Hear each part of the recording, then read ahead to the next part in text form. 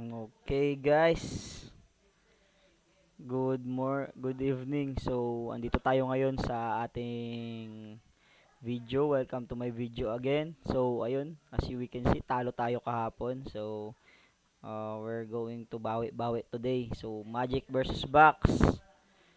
+6, -6 ang over under. Let's see kung tama.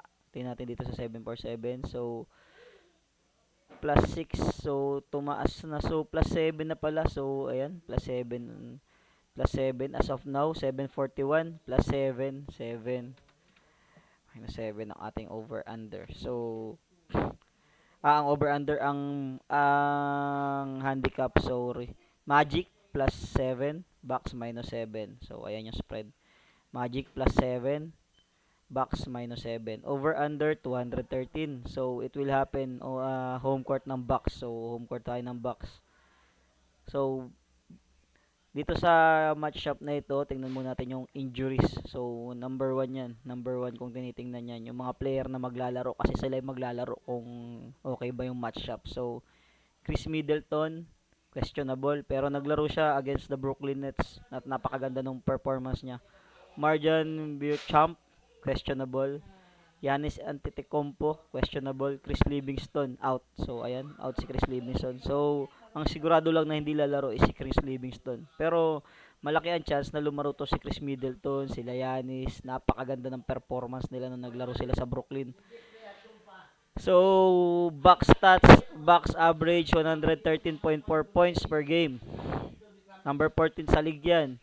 Antetokounmpo ranks first in the NBA team, leading 32.5 points per game. Milwaukee ranked number 20 in the league at 43 rebound per game.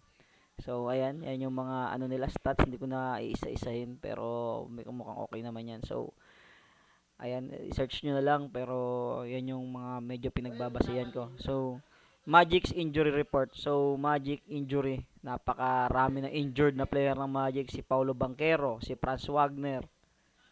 So, nung na-injured si Paulo Banchero, nananalo pa rin sila. Ngayon, na-injured si Franz Wagner. Out din siya tomorrow. I don't know if kayanin pa rin nila pag wala si Franz Wagner. Kasi dito, 24.4 points ang mawawala sa kanila. Si Jonathan Isaac, questionable. Tapos si Gary Harris, out. So, for me, napakahirap ng senaryo para sa Magic. Dalawang key players yung nawawala. Parehas all-star caliber. So, Franz Wagner and Paulo Banchero. So, with that, tapos plus, bumalik pa si Chris Middleton sa Milwaukee. So, napakalaking bagay. So, with that, I'm gonna go with Bucks. Bucks plus 7. So, additional pick.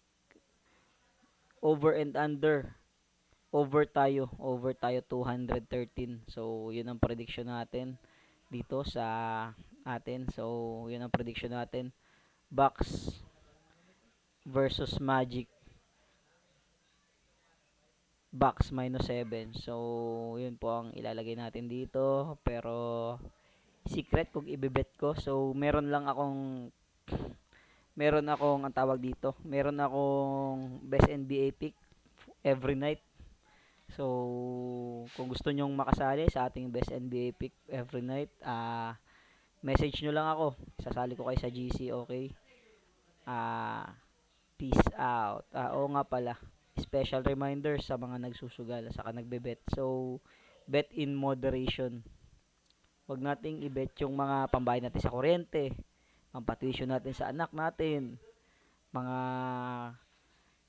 immediate needs natin. Huwag nating ipang-bet yan. Malaki ang chance na matalo yan, yung mga pang-bet na yan. Napakalaki ng chance. Yung mga puhunan natin sa negosyo, kung ayaw natin problema, huwag nating i-bet yung mga yan. So, just bet what you are willing to lose. So, pag tumaya ka, isipin mo wala na yung pera sa'yo. So, yun lang. Huwag nating isiping mananalo, walang sure win sa sugal. Pero, itong ginagawa natin, hobby lang to. Pero kung gusto nyong sumabay, pwede naman. Okay.